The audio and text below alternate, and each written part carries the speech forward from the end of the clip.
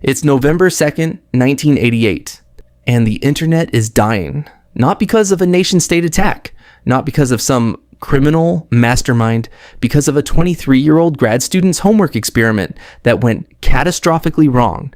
His name was Robert Tappan Morris. He was a Cornell student, and he wanted to know something simple. How big was the internet, really?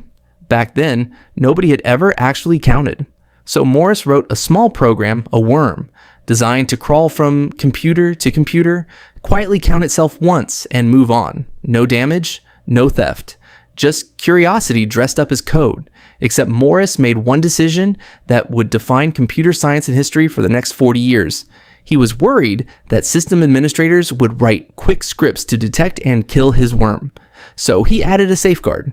If a machine already had a copy of the worm running, there was a 1 in 7 chance it would infect itself again anyway, just in case the first copy was a decoy. That one small paranoid decision destroyed the entire plan, because computers weren't just getting infected once, they were getting infected over and over and over again. Each new copy ate up memory and processing power until machines simply buckled under the weight of their own infections. Some systems were reinfected hundreds of times in a single day. Universities, military bases, NASA, all locked out of their own machines, watching computers grind to a halt with no idea why. Here's the part that makes this genuinely wild. There was no ransom note, no demands, no hacker group taking credit.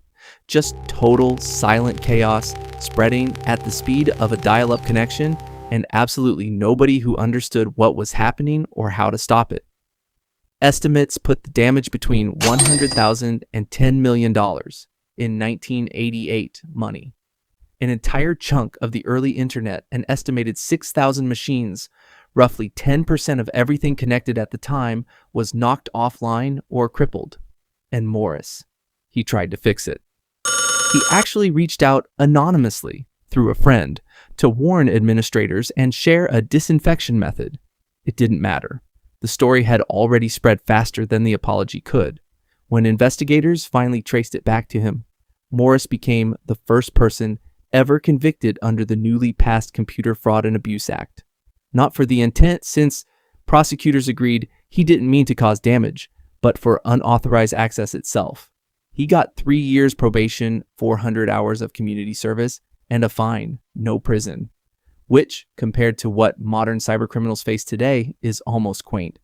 But here's the twist that nobody expects.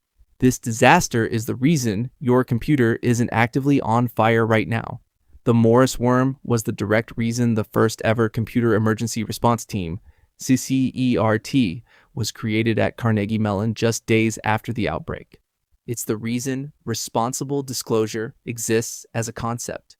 It's the reason cybersecurity became a real, funded, taken seriously field instead of an afterthought. One grad student's curiosity, one paranoid line of extra code, and suddenly, the entire world had to grow up and take computer security seriously for the first time. And Morris? He didn't disappear in disgrace. He went on to co-found Y Combinator, one of the most influential startup accelerators on the planet, and became a tenured professor at MIT. So next time your antivirus pops up a warning, or your IT department sends out a patch at 2 a.m., you can thank one worm, one grad student, and one bad decision made by a 23-year-old who just wanted to count the internet.